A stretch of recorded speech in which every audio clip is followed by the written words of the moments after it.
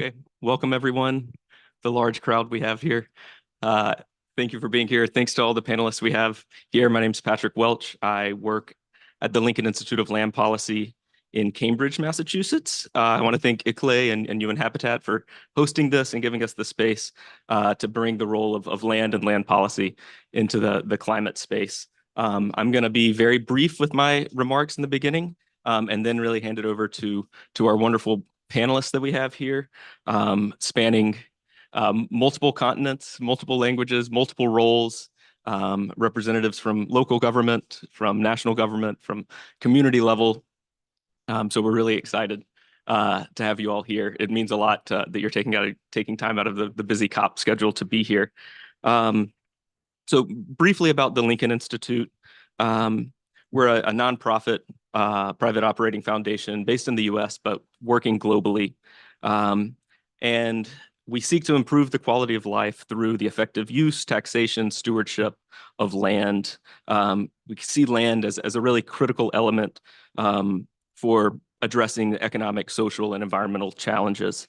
We organize our work around 6 different goals: low carbon, climate resilient communities, effective and equitable tax systems, reduce poverty and spatial inequality, fiscally healthy communities, sustainably managed land and water resources, and functional land markets, and reduced informality. So you can see the variety of ways that we see land policy as essential to tackle these really pressing challenges, not just the climate crisis, but also the housing crisis, biodiversity crisis, and land policy is really kind of at the heart of all of those and can be used to hopefully address all of those in tandem. Often when we say land policy, people get a little confused and don't fully understand what we mean by land policy. So I thought very briefly I could give a quick definition excuse me, I thought we saw our panelists, that to set the stage. So when we talk about land policy, we're talking about the rules and regulations that govern the use, ownership, and management of land. It involves making decisions about how land should be used, who should have access to it, and what activities are permitted on it. Land policy can affect, as I mentioned, a wide range of issues from urban development, environmental conservation, to property rights and social equity. And at its heart, its goal is to balance the interests of different stakeholders and ensure that land is used in ways that benefit society as a whole. So I think with that definition, you can start to get a sense of why land policy is important in the context of urbanization and climate change. We see climate change adding to the many pressures on cities, compounding these issues of housing, informality, inequality, a lack of resources, and all of these are very interconnected and require kind of new perspectives and innovative planning solutions, new revenue sources to catalyze this transformational climate resilient development. And land is again, that common denominator across all of these. But in addition to land, today we're also focusing on the importance of collaboration and partnerships across governments, civil society, but also different levels, different sectors.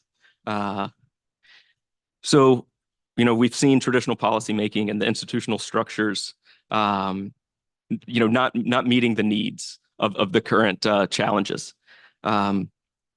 So creating these spaces for collective reflection and knowledge sharing and sharing perspectives really can strengthen our capacity for action and research and drive the necessary change. So with that, I'll introduce our panelists and turn it over to them to answer a couple of questions. Just in time. So each panelist will have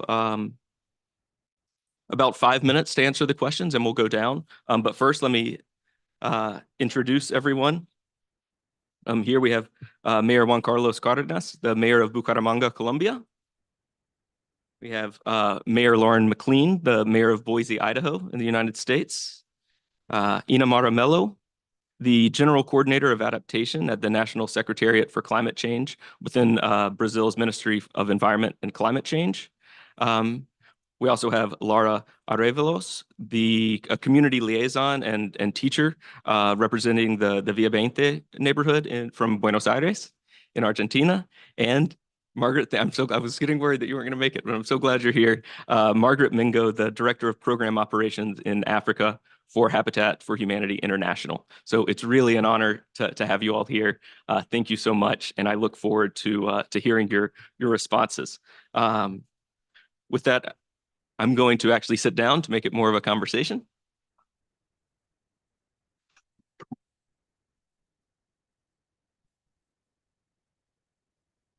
So, Mayor Cardenas. The ladies. Margaret, can we start with you then? Last in the room, first to talk. That's so, and this question will be the same for all panelists. Please, briefly introduce yourself, your role, and from the perspective of your organization and geography, why is land policy important and strategic in addressing climate change, and how are places in Africa, in the places you work for Habitat for Humanity, using land to tackle climate change?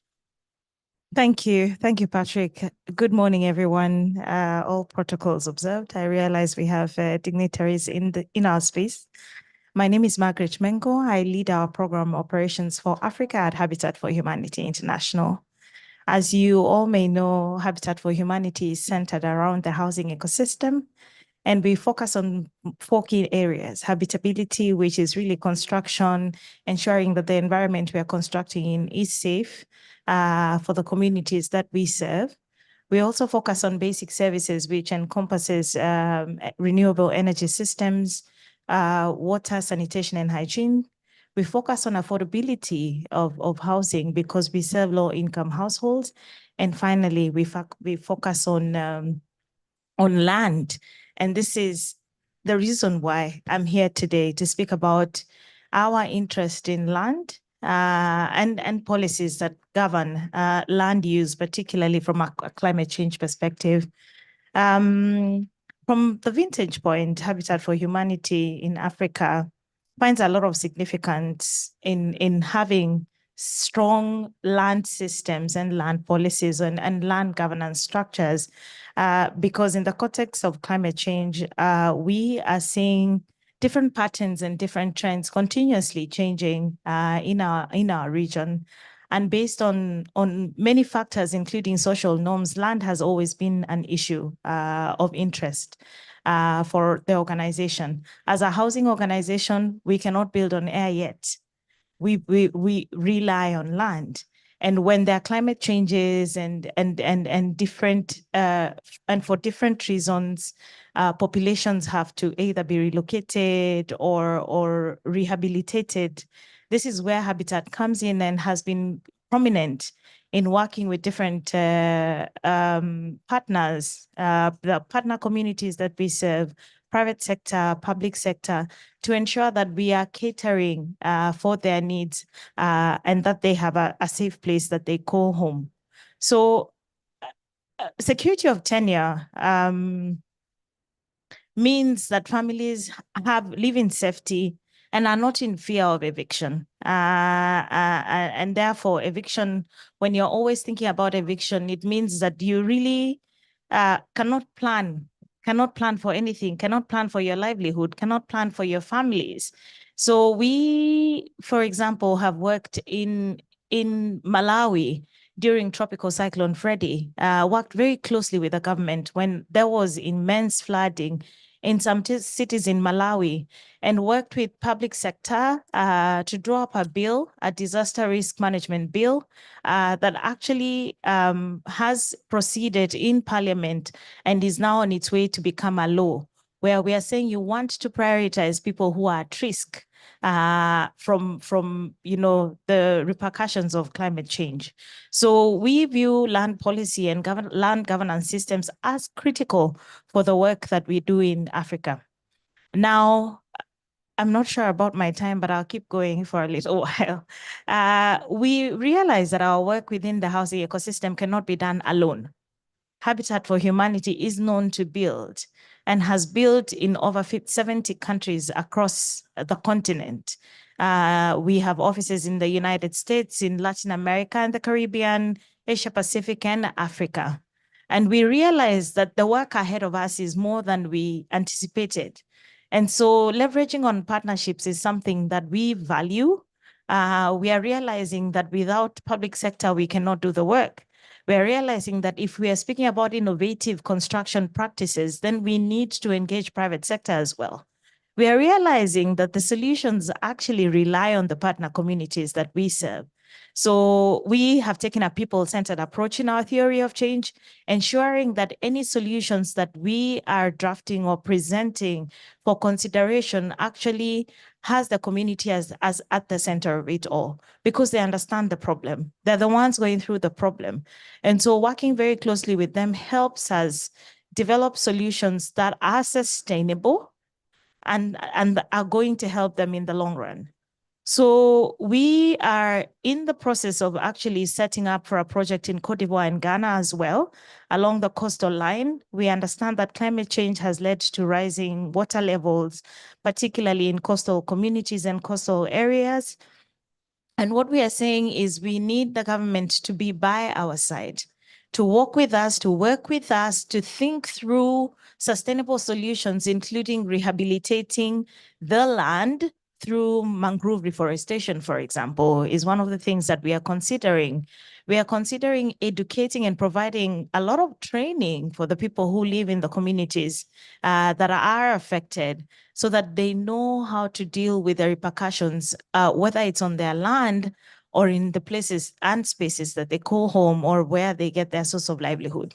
So I continue to speak a lot about the government and public sector because I think they're a key player, particularly when it comes to governance structures and policy, while we also leverage on the traditional leaderships within the communities that we are in.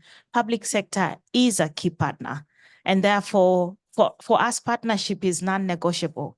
For us to scale, we have to partner at all the levels: private sector, public sector, and the partner communities that we serve. Thank you, Patrick. No, that was excellent. Thank you.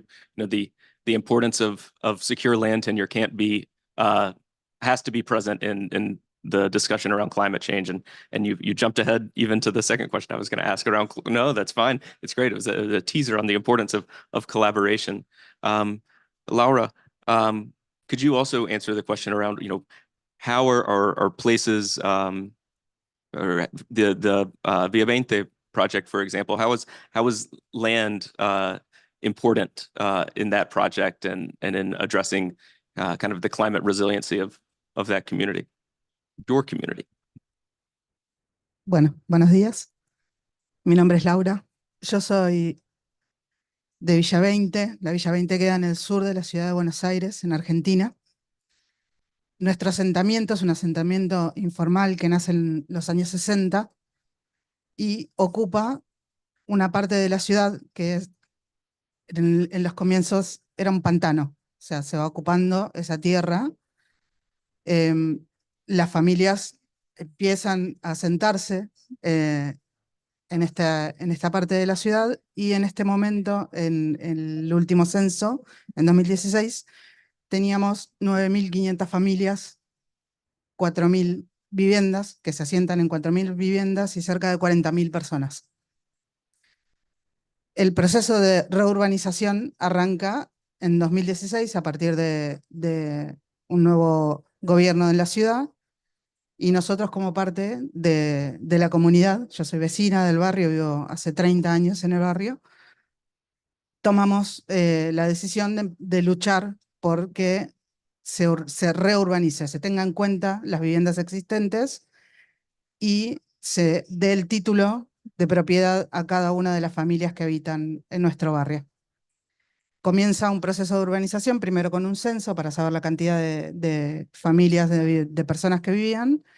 Se construyen viviendas nuevas, alrededor de 1.700 viviendas nuevas se construyen en Villa 20, y empieza también la parte de la que nosotros llamamos mejoramientos, que es mejorar esa vivienda que existe, que fue construida por una familia hace muchos años, reconocerle su propiedad y mejorarla para darle su título de vivienda. Todo ese proceso fue siempre una lucha entre los habitantes organizados en organizaciones sociales y políticas, sobre todo, en mesas participativas junto con el gobierno, y siempre intentando aprender desde todas las perspectivas que implican trabajar un proceso de inclusión social, de inclusión sobre todo en la ciudad, que tiene que ver no solamente con la construcción de viviendas, sino con la infraestructura, con el trabajo, con la educación y con la salud eh, en el barrio y con todas las personas, con todos los habitantes que están en el barrio. Hace 2 años más o menos empezamos a trabajar con la cuestión ambiental. Nosotros hasta ese momento solo habíamos trabajado pensando solo en lo habitacional, en que necesitábamos tener calidad en las viviendas y nos enfocábamos en eso, en lo urbanístico, hasta que empezamos con Transformative Urban Coalitions a trabajar esta cuestión ambiental y nos dimos cuenta que ya veníamos desde mucho antes trabajándolo, porque modificar las viviendas y que tengan ventilación y que tengan luz ya hacía a un mejor ambiente. Empezábamos a notar que el gobierno de la ciudad, en nuestro caso, era muy deficiente en ese tema y éramos los vecinos los que teníamos que llevarlo adelante. Entonces nos propusimos a través de proyectos y a través de encontrar financiamientos, solucionar eso que el gobierno no hacía. Entonces nos capacitábamos, buscábamos quien tuviera expertise en ese tema, en las universidades, en la Universidad de Buenos Aires, en las escuelas, en buscar quien nos pudiera ayudar para empezar a transformar lo que no hacía el Estado, lo toma el vecino y lo hace la comunidad. Así que estamos en ese camino. Hace 2 años hicimos un montón de obras. eh, Quiero dar el ejemplo rápido de la escuela. Así como se piensa en hacer viviendas nuevas, también pensamos y exigimos que el gobierno haga escuelas. Y una de esas escuelas está emplazada en el medio de Villa 20, atiende a gran población de nuestros niños, una escuela primaria. Y el patio, todo el edificio de cemento, o sea, y el patio, los dos patios, la terraza del patio, les llega la luz directa. O sea que hace muchísimo calor, sobre todo ahora en verano, los niños no tienen dónde recrearse. Nosotros con uno de estos proyectos lo que hicimos fue proponer hacer sombra, hacer canteros, llevar las plantas nativas y armar toda una pérgola para que pueda dar sombra y para que los chicos pudieran disfrutar de ese espacio. Me parece que ese es el gran ejemplo de lo que la comunidad eh, logra hacer y sobre todo el contacto que tiene la comunidad con la escuela, los profesores y los directivos también con la salud, con la educación. Siempre trabajando en comunidad se pueden lograr todo lo que uno se proponga. Y en cuanto al suelo, que es una gran preocupación en la ciudad de Buenos Aires, que tiene un gran déficit habitacional, la propiedad es una de las cuestiones en las que nosotros estamos trabajando en este momento y es muy difícil porque no cumple con las normas generales de la ciudad. Y en particular, no solo el asentamiento, no solo Villa 20, sino todas las villas de la ciudad de Buenos Aires tienen esta problemática y que el gobierno de la ciudad no puede cumplir con las condiciones en las que tiene que habitar una persona en esta ciudad. Así que lo que hace es adaptar esas normas a las villas en particular. Es algo que todavía, digamos, está discutiéndose, pero creemos que cada habitante tiene derecho a tener seguridad jurídica sobre su pedacito de suelo. Gracias.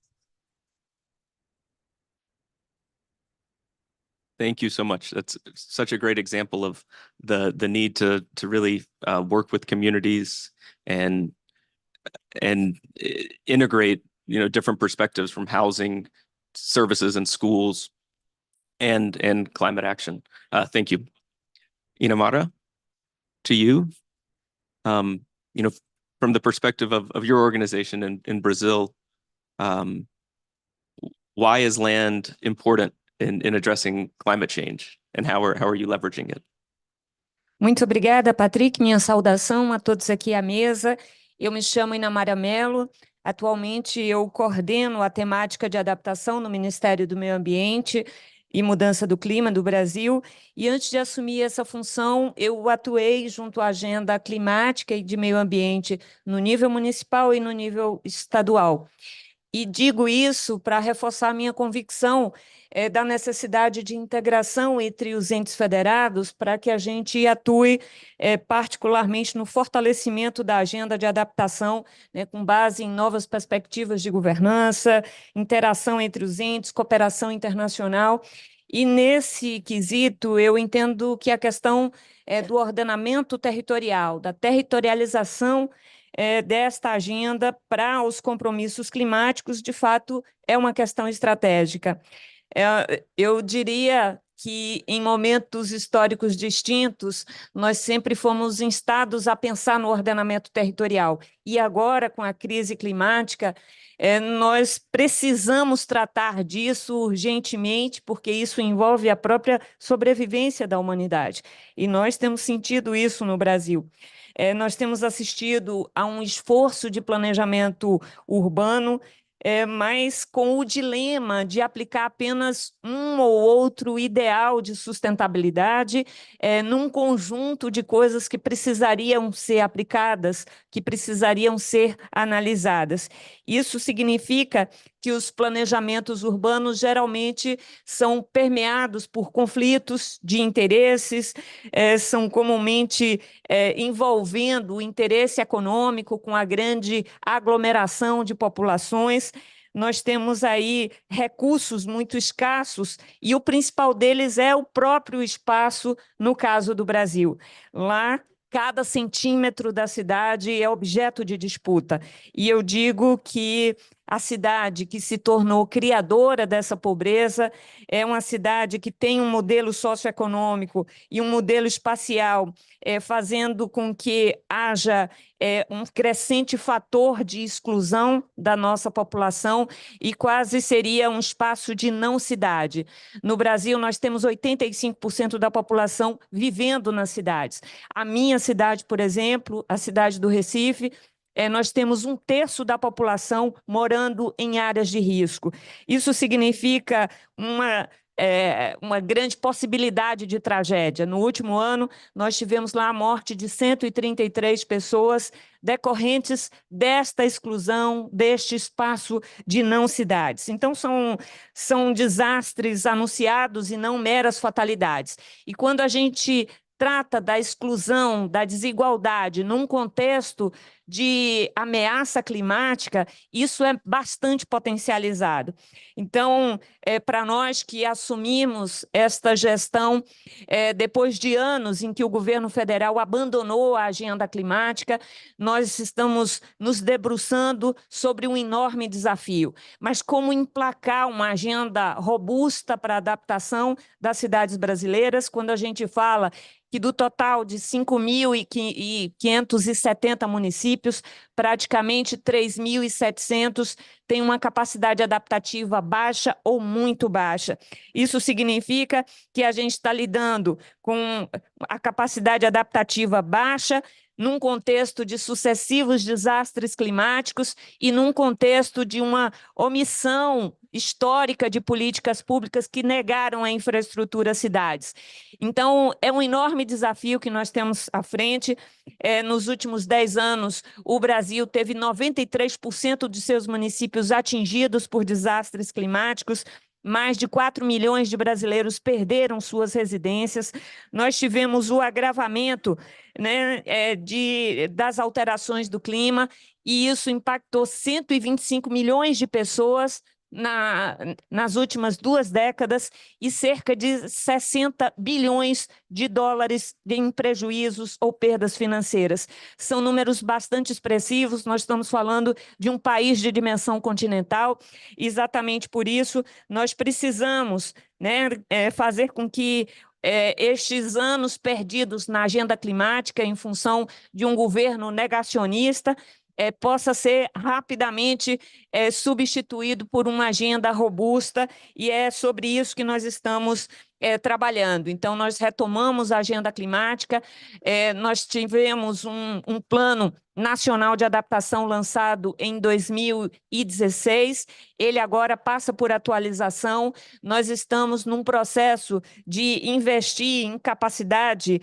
né, em construção de capacidades junto aos municípios, junto aos próprios ministérios e estruturas do governo federal, e nós temos atuado para garantir essa governança multinível e multissetorial.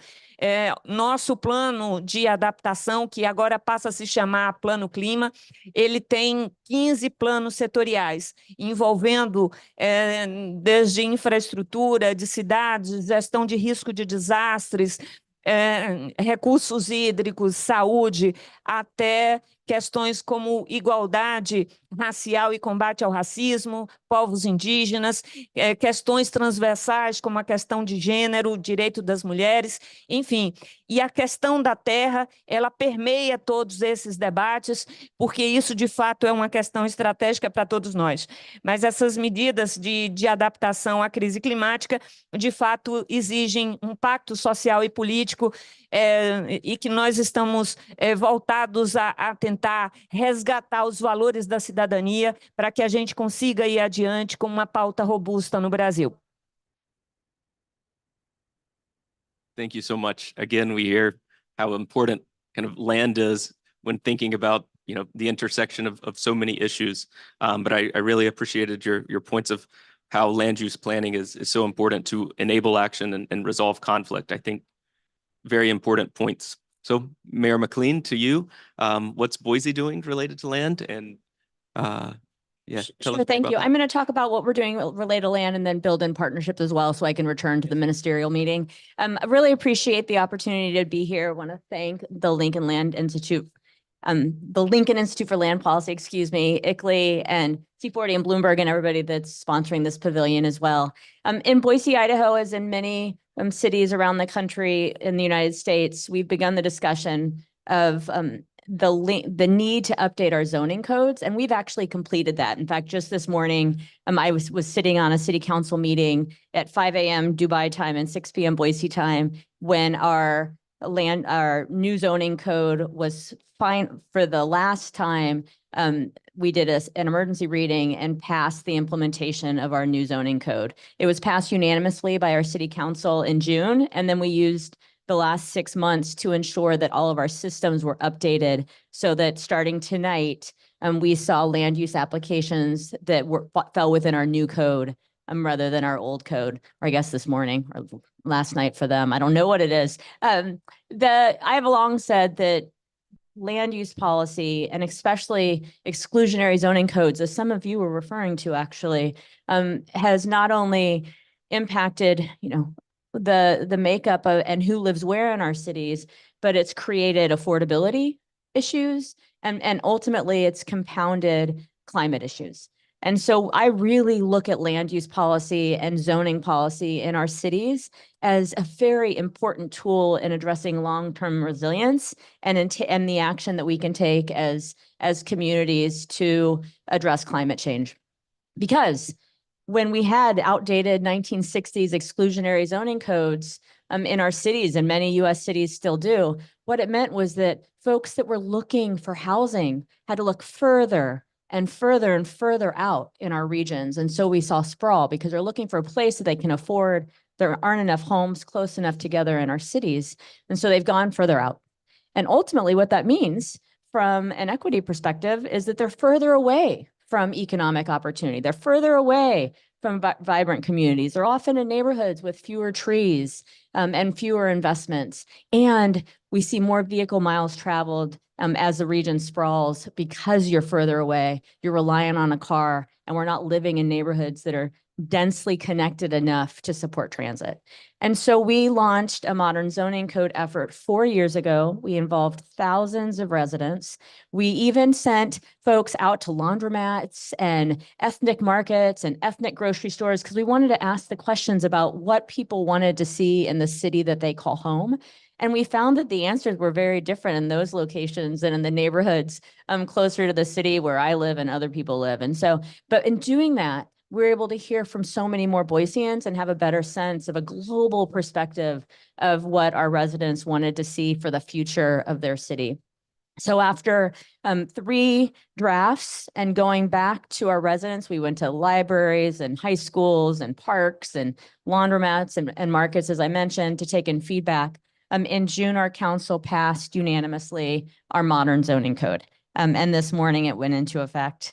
And in that, I want to point out that it creates incentives for, so we took, this is the biggest market-based approach a city in the United States can take to address housing affordability and to address like the built environment and climate impacts. And so rather than requiring things, we built incentives in for partnership with builders and others. So there we have incentives now for affordability, for sustainability, and if you choose to build an all-electric building, because we will be powered by 100% clean energy as a city no later than 2030. As a municipal government, we set or 2035 as a municipal government, we set our goal of 2030, and we expect to beat that by about 5 years. We also targeted density so that folks, as our city grows, rather than growing out, we're growing up and together. We targeted it along the busiest streets so that transit becomes inevitable. So we have enough people living along those lanes so that we can support bus transit in the long run. And we also require a demonstration of an assured water supply in that, so that if you're doing larger scale development, you've got to demonstrate in the long run that we've got water. And then I'm going to just pivot quickly to partnership. We couldn't have done this without partnership, but we also can't meet any of our goals as envisioned in this zoning code and in our climate goals without partnership. And so I wanted to highlight the partnership that we built with businesses that have chosen to build in Boise. Meta, Facebook, Micron have worked with us to partner with our utility company to encourage and then get past. Our Public Utilities Commission now allows us to purchase power direct. And so we have negotiated prices for years into the future, and we have solar installations that are being built out by our utility company that will allow us to meet our climate goals earlier than anticipated, and also allows the utility company to meet their own clean electricity goals as their shareholders and others expect. I wanted to highlight too, the one particular partner in the built environment that I think is pretty exciting. Our YMCA is building a new facility downtown. They are locating on a transit corridor into their project. They're building transit infrastructure as well as mobility, so people-oriented infrastructure, a childcare on the ground floor, affordable housing on top, and they're looking at their own sustainability goals and want to be a demonstration project in our city. And then we partner, of course, as I mentioned, with the power company. And then through incentives, we're looking at public-private partnership with developers to meet our sustainability goals, our affordability goals, and in the long run, our vibrant and connected community goals. So thank you. And I'm sorry I'm going to step out, but really appreciated the opportunity to be here. I'm going to listen to the last and then pop out. Thank you. Yeah, again, it's really interesting to see so many of the same themes coming up across, all these different geographies that we have here. And zoning and land use changes or planning isn't necessarily the flashiest, sexiest solution to climate, but it has such a long-lasting impact, and it's so essential. So congratulations on that in Boise. That's very exciting. Yeah. Mayor Cardenas, can you, very excited to hear your perspective from Bucaramanga in Colombia. Can you tell us a bit of what you're doing there? Gracias, Patrick. Me siento muy complacido de estar con un grupo de mujeres lideresas en este gran tema, quiere decir que las mujeres están siendo protagonistas en la solución de todo lo que tiene que ver la acción climática. Yo empezaría tal vez por hacer o compartir una reflexión, y es que toda acción tiene reacción. Quiere decir que cada una de las historias que acabo de escuchar sin duda van a tener alguna conexión seguramente con nuestros territorios. No hay nada que esté hoy completamente desarticulado. Y lo planteo porque cuando empieza uno a hablar del tema de la tierra, del suelo, lo primero que hay que dimensionar, y voy a hablar ya específicamente de Colombia, el 5% del territorio están en las ciudades principales. El otro 95% es territorio rural. Y sabemos que el 70% de la contaminación de los gases de efecto invernadero están en las ciudades. Luego empieza uno a ver que no solamente podemos estar hablando de ordenamiento territorial de las ciudades principales o capitales, sino articulamos también los espacios rurales. Y esto lo digo porque de alguna manera también hay un efecto migratorio de las zonas rurales hacia las ciudades principales. Y se da básicamente porque en la zona rural no se cuenta todavía con la infraestructura suficiente de saneamiento básico, de acceso a la educación, de la tecnología, de la infraestructura vial para realmente poder satisfacer las necesidades básicas. Luego, no podemos hablar de el uso de la tierra de manera desarticulada entre lo rural y lo urbano. Ahora que escuchaba eh, a, a Laura, el tema de su historia en Argentina, pasa mucho en todas las ciudades, yo diría, de Latinoamérica, donde alrededor de las grandes ciudades se generan, digamos, unos asentamientos de condiciones precarias y son zonas donde hay alto riesgo de zonas de inundación o hay alto riesgo en remoción de masas, movimiento, desplazamiento del suelo. Luego, ahí yo diría que tenemos que ser capaces de articular las iniciativas, entendiendo, digamos, los dos elementos rural y urbano. Bucaramanga ha venido haciendo un esfuerzo muy importante en nuestro gobierno que quiero compartir. Teníamos un inventario de 20.000 familias que vivían en condiciones de irregularidad, de ilegalidad en términos de la posesión de la tierra. Y decidimos, para poder llevar toda la infraestructura de servicios sanitarios, de agua, de luz, de alcantarillado, un proceso de legalización. Logramos en 4 años cerca de 10.000 familias ya entregarles la posesión de la tierra y poder llevar toda la infraestructura básica necesaria. Esa fue una de las grandes apuestas, donde también entendimos que el tema de la acción climática es protagonista en el desarrollo de nuestro territorio. Cifras que me parecen relevantes. De la inversión que tuvimos en estos 4 años de gobierno que estamos terminando, la mitad de los recursos de inversión fueron asignados a acción climática, acciones de mitigación y acciones de adaptación, protección del agua. Nosotros tenemos una gran lucha social y es defender nuestra estructura o nuestro nacimiento de agua, que es la zona de páramos, que tenemos un riesgo muy importante, es un megaproyecto minero extractivo de oro, que si bien puede significar un beneficio económico de corto plazo, pone en riesgo millones de personas en cuanto al abastecimiento y en cuanto a la salud pública de esta población del país. Invertimos también de manera importante en algo que ha sido el manejo de los residuos sólidos. Hemos hecho una apuesta para recuperar el relleno sanitario de la ciudad, que tenía un pendiente histórico, pero hoy el 50% de la inversión ha sido a todos los temas de acción climática. Yo creo que esto es muy importante, empezar a dimensionar de qué tamaño es el problema para poder decidir con absoluta claridad cómo son esos recursos. Ahora bien, la concurrencia, plantea Patrick también cómo es la concurrencia de la acción o la forma de enfrentar todos estos retos. Sin duda, no puede ser solamente de manera individual por parte de los gobiernos ni tampoco por parte de la ciudadanía. Tenemos en Colombia, desde el orden nacional, leyes que son de ordenamiento territorial, es decir, cada ciudad tiene que establecer cuáles son las vocaciones de cada uno de los diferentes espacios físicos de la ciudad, pero estamos avanzando en algo que me parece también importante compartir. Es el desarrollo de estas grandes ciudades en un concepto que llamamos ciudades de 15 minutos.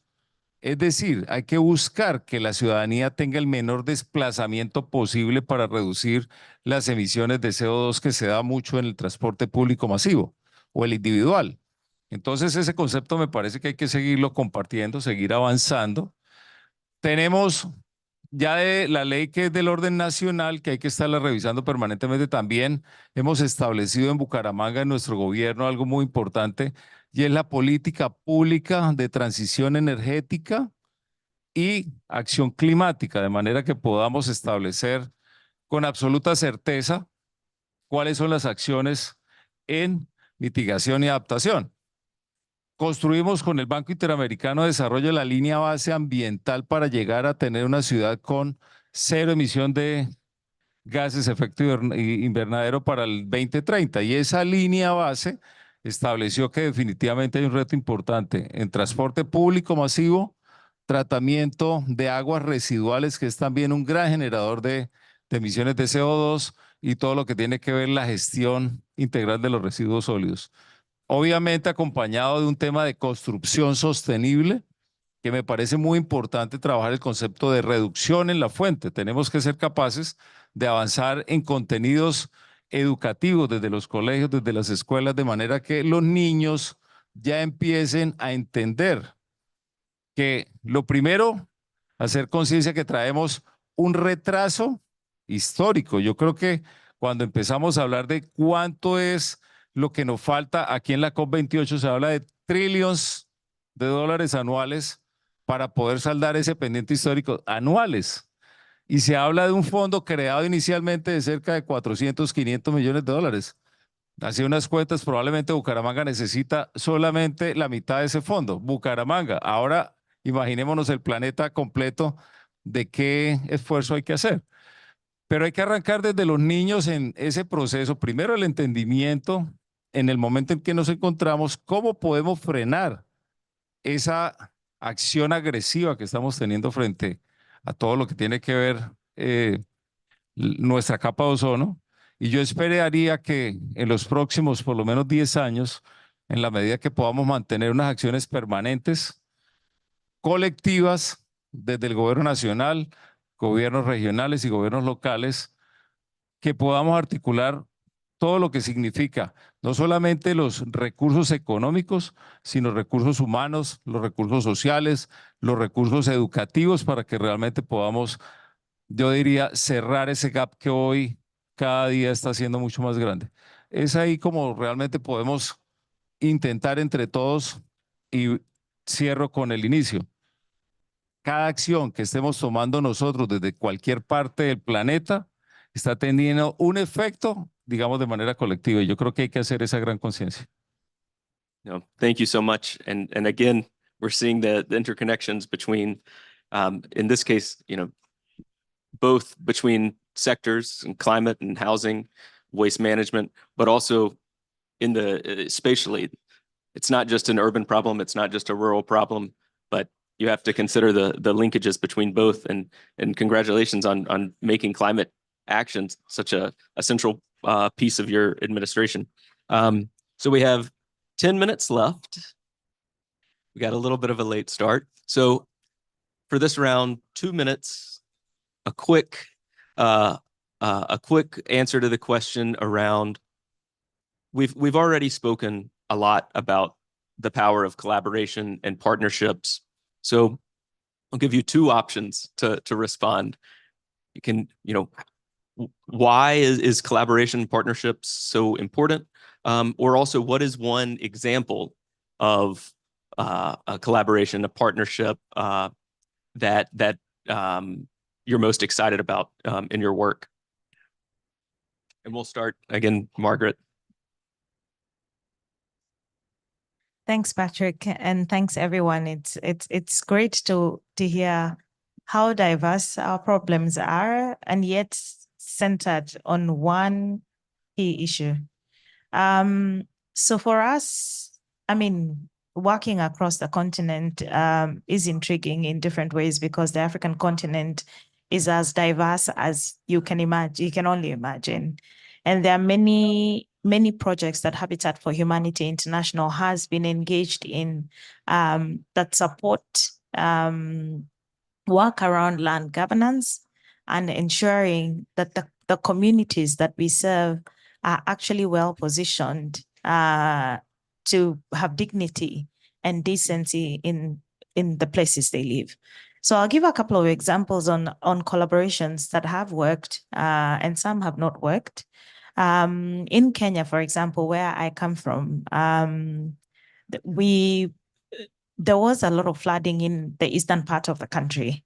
And for a long time, we tried to engage with the communities to find solutions for the flooding.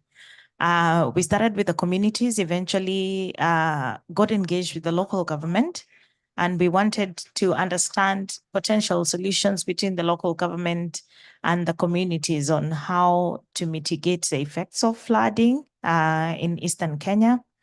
And then once we arrived to a solution for some reason, we realized that the communities were actually not ready to move because it's also a mindset issue, right? That's where they know is home. That's what they call home. So and that's the contributor from rural to migration. So migrating them from a place that they have called home to a new place to start again, to build another community was not an easy conversation.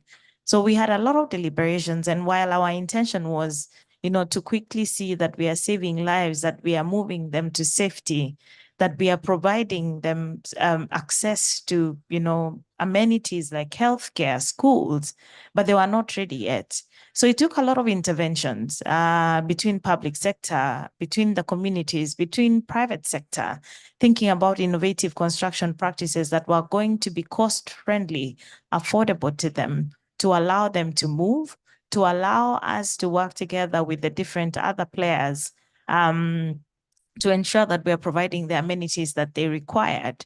So it is beyond conversation, it's beyond the physical contribution, it goes into the mind as well of the people affected by the outcomes of the different climate change impacts. So that's a project that I reflect on often.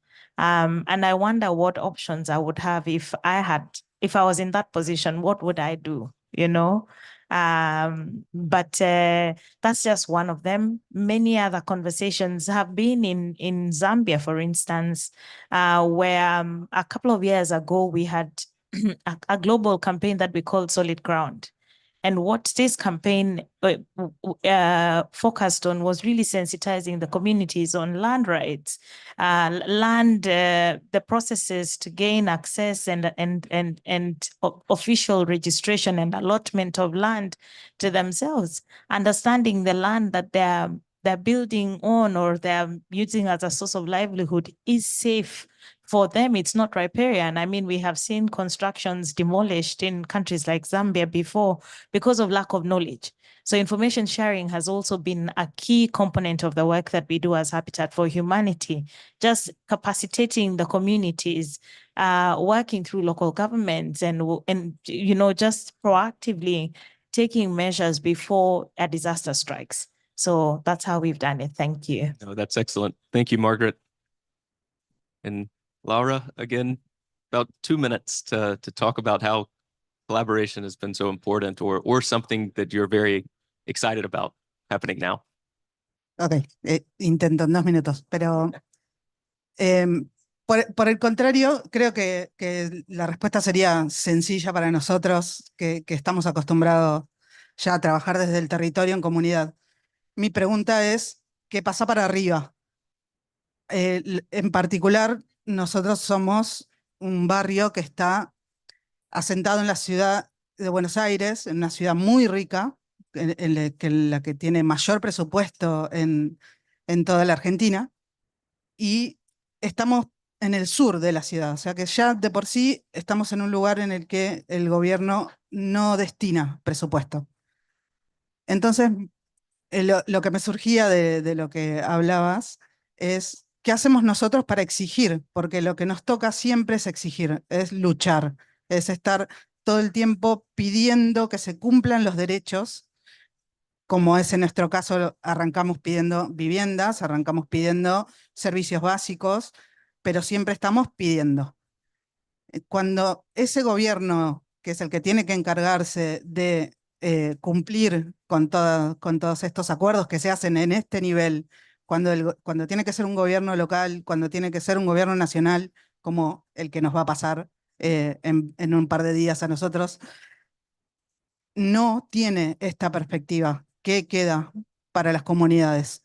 Se nos hace mucho más difícil poder lograr estas alianzas que necesitamos para poder cambiar, porque nosotros sí tenemos esa perspectiva, sí queremos que en las escuelas se enseñe desde este punto de vista, sí queremos que nuestras comunidades ya tengan esta forma, esta perspectiva para seguir construyendo sus viviendas, para seguir viviendo y que no nos desplacen de las ciudades, porque de verdad no queremos irnos. Entonces, me parece que también esa sería una pregunta para responder. Gracias. No, thank you so much, Laura. And now, Inamara, to you, 2 minutes. Rapidamente, difícil, tantos desafios em apenas 2 minutos, mas a nossa atuação para o fortalecimento da agenda de adaptação no Brasil envolve 3 ações principais. O planejamento nacional, com 15 planos setoriais envolvendo 20 ministérios distintos. Isso envolve metas, financiamento, sistema de monitoramento para as ações que consolidem a agenda climática até 2035. A segunda ação estratégica envolve o apoio a elaboração dos planos locais de adaptação. Nós estamos nos propondo a apoiar 260 planos municipais de norte a sul do Brasil, num país de dimensão continental, como disse. E a terceira ação estratégica envolve o enfrentamento da emergência climática com o aprimoramento das ações federais, envolvendo aí ações junto à Defesa Civil para a gestão do risco de desastres e apoio à municipalidade e também aos estados. Essas 3 ações resumem, então, o fortalecimento da agenda de adaptação e elas, ao mesmo tempo que me entusiasmam, me apavoram, porque a gente sabe que tem muito serviço à frente, mas dependemos do que se chama do pacto social e político. Por fim, um pequeno exemplo de coisas que eu acho que o trabalho em rede ajudam por demais. O Brasil, no período recente, tendo a ausência do governo federal, conseguiu progredir em muitas agendas junto a municípios e estados em função do trabalho em rede, do trabalho junto a organizações internacionais. Isso fez com que nós mantivéssemos o rumo no sentido de construir a agenda climática no Brasil. Várias são as organizações como o ICLEI, como o Instituto Lincoln, como o Under 2 Coalition, enfim, são muitas as instituições que têm apoiado esse trabalho e eu creio que isso trouxe bons resultados para o nosso país.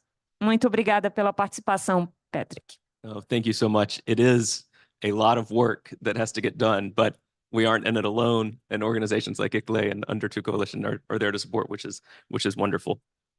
Juan Carlos? Patrick, yo trataría de reflexionar, de compartir una reflexión y tiene que ver que la agenda de acción climática primero tiene que dejar de pertenecer a ideologías políticas. Acá lo que estamos es tratando de proteger lo más sagrado que es la vida del ser humano.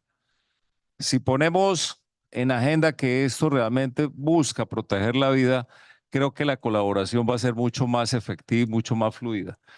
Lo otro que hay que reflexionar es que quienes más se ven afectados en todas estas acciones climáticas o los problemas que tenemos de cambio climático son las personas y las familias más vulnerables en el sector rural, en los asentamientos ilegales o irregulares que se dan en las grandes ciudades.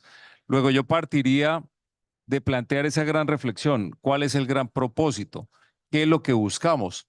A partir de ahí, vamos a tener la posibilidad de que haya más convergencia, porque lo que sí hoy está claro es que el rezago histórico que tenemos en acciones climáticas es muy grande.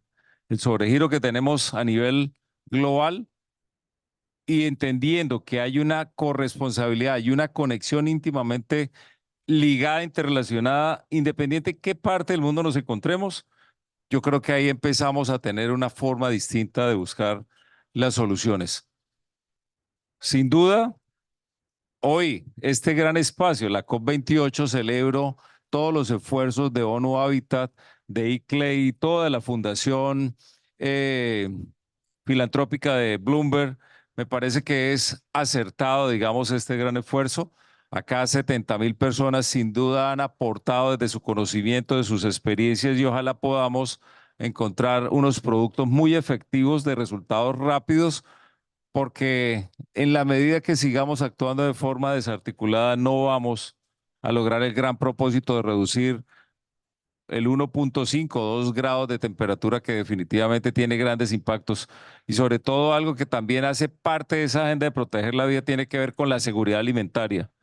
Hay historias que estamos observando en diferentes eventos, en diferentes exposiciones, donde hemos encontrado en ciertos territorios que hay cultivos que se han transformado completamente porque aparecen nuevas plagas con los cambios de temperatura, con las inundaciones, con la cantidad de agua de manera estacional que se están dando. Pues vamos a tener afectados probablemente unas cadenas productivas, y vamos a terminar con algo que va a ser mucho más complejo, y son las migraciones forzadas por acciones del cambio climático, que no es una teoría, es una realidad que está sucediendo ya en todo el planeta. Entonces es el momento de movilizarnos hacia tratar de poder generar unas acciones que permitan que el ciudadano y el ser humano se pueda desarrollar donde quiere desarrollarse y donde quiere vivir. Yo creo que ese es el gran tema también que hay detrás de toda esa gran problemática.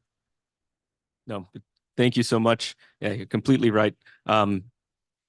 Thank you all to the panelists. It's been wonderful to hear, all of your different perspectives, all the similarities, all the differences, the challenges that you face, but also kind of all the work you're doing is hopefully, for me at least, and I hope for others, a source of inspiration that action is happening. And I hope these spaces, sharing perspectives, sharing experiences can help kind of find these different solutions that are happening around. So thank you. With that, I'll conclude. Thank you for everyone who's here. Thanks again to ICLEI, and thanks to our wonderful interpreters who allowed this multilingual panel to happen. So thank you.